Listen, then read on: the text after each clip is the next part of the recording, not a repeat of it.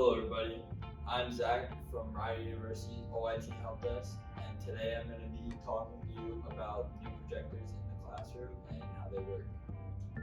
Alright guys, so first what we're going to do is we're going to turn on the monitor for the PC. Next you're going to want to turn on the projector power button, but first make sure that the switch on the side here is flicked in the on position. On the pilot here, you want to make sure that the setting is in computer 1. That will connect you from the monitor to the projector.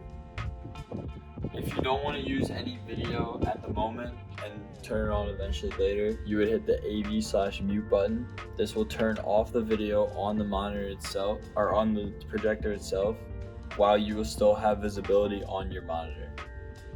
When viewing any videos that you may have on your monitor, you can click the audio mute button to turn off. A blue light should arise to show you that the mute is on. To adjust the volume of anything that you're projecting, low volume would be towards the left and high volume would be towards the right.